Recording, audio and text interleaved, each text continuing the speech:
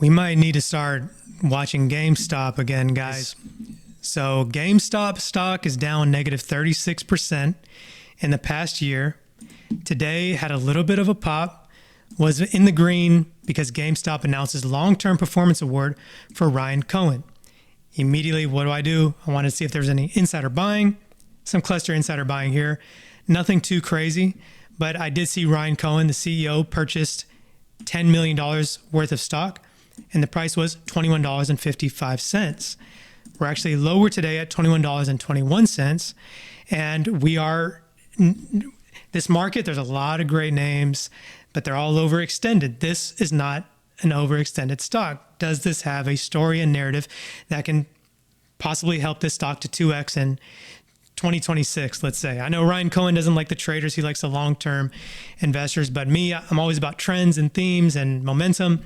So I'm trying to see and gauge, okay, is this announcement worthy of our time and attention? And I think it is. So before I go to the next screen, you might want to keep an eye on these levels too. This $15.90, $11.90. These are potentially good entries if you want to get in. I love looking at Google Trends just to see how much something is being talked about, and GameStop still hasn't really fallen off. It's really consolidated at this level, but Ryan Cohen could be in for a big payday, but he has to grow GameStop to $100 billion. GameStop has laid out a massive all or nothing equity incentive for CEO Ryan Cohen that will only pay out if the video game retailer stock and profits soar to levels far beyond anything it has achieved to date. And I'm going to go over something that might help them get there. So the board of GameStop granted Cohen performance-based stock options tied to a $100 billion market cap target and $10 billion in cumulative earnings before interest, taxes, depreciation, and amortization, according to a statement released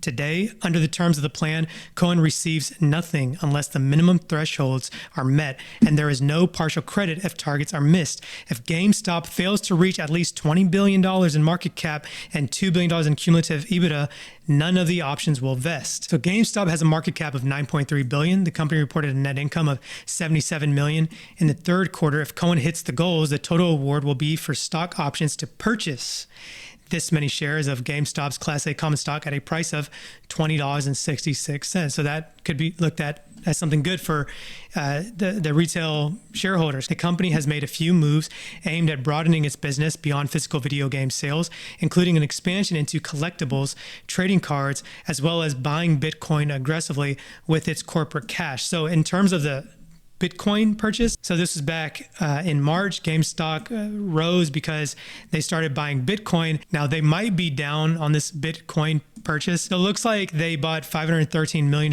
worth of Bitcoin when it was around 108,000, but this isn't, that's not for sure. This is just from Google's AI. What remains absent, however, is a clear master plan for how those initiatives translate into the scale of growth implied by the compensation targets. The compensation structure, the company said, is intended to align Cohen's incentives directly with long-term shareholder returns by tying his compensation entirely to what it called extraordinary growth. So I was looking for Ryan Cohen's most recent interview, and I found this interview here. It was really good, 54 minutes long by TBPN, and I never really heard the CEO speak before. Ryan Cohen is actually, it might be a turnoff for some, but transparent. He does not sugarcoat things. He doesn't beat around the bush with his answers, and it's really refreshing compared to, I just talked about Roblox yesterday. Listening to that CEO, it's like night and day. He's good. Candidly says like, hey, I made mistakes with GameStop when I was trying to treat it like Chewy. So I watched this interview, and then when I put the transcript into ChatGPT and Grok and Gemini, I was like, okay, what are the 10 most interesting things for us as potential shareholders, or if you're already in GameStop stock, what can you look forward to? Like, what's going to turn this stock around? What's going to help us see a return on our money quickly? So number one, expansion in collectibles and trading cards.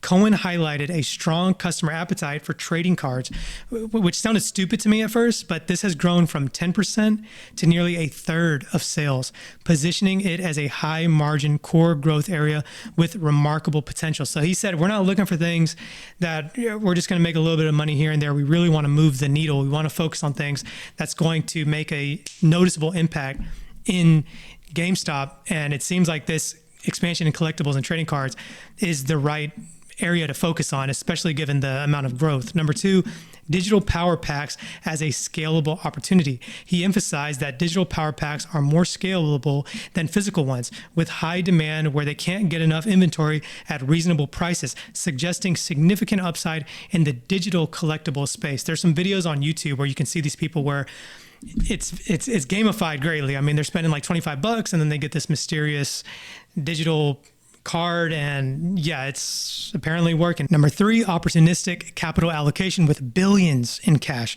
With billions on hand and a zero salary approach, Cohen plans risk-adjusted deployments where downside is limited and upside is high, potentially capitalizing on market crashes or asymmetric opportunities. Number four, productivity gains from AI and technology.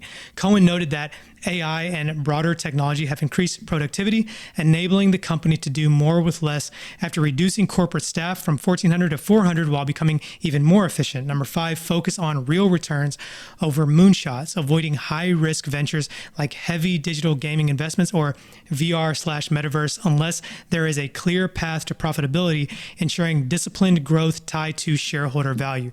Number six, aligned incentives and owner-like management. By removing perverse incentives and ensuring leadership acts like owners with skin in the game, that's what I really love. The company prioritizes long-term profitability and shareholder alignment. Number seven, lean inventory management in physical retail. Lessons from past mistakes like overexpanding catalog lead to running lean with less inventory to avoid depreciation, improving margins and reducing losses. Number eight, potential M&A in collectibles. While selective, Cohen is open to acquisitions in the collectibles space if they offer strong cash flow at the right price, leveraging GameStop's community and brand for scale. Number nine, adaptability to market shifts. If collectibles demand wanes, the company will adjust by lowering costs and refocusing, demonstrating resilience in a tough physical retail environment.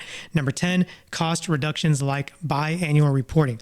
Cohen supports moves to reduce public company costs, like shifting to biannual reporting to cut audit fees, which could enhance efficiency and free up resources for value creation. So it's all about the story here. It's all about the pivot. And just for fun, since I truly have a passion for business, I was looking up all the companies that pivoted. There are so many, but some that I wasn't too aware of or I needed to be reminded of was Play-Doh was originally invented and sold as a non-toxic wallpaper cleaner in the 1930s. Talk about a crazy pivot. Netflix began as a DVD by mail rental service in 1998, and this is how those packages used to look. And then Slack, I didn't know about this, but Slack originated from a failed video game called Glitch. I love that the CEO is extremely, I think it's safe to say, extremely incentivized to want to turn this stock around. But if you want to subscribe to find out when I buy GameStop, I'll definitely let you know.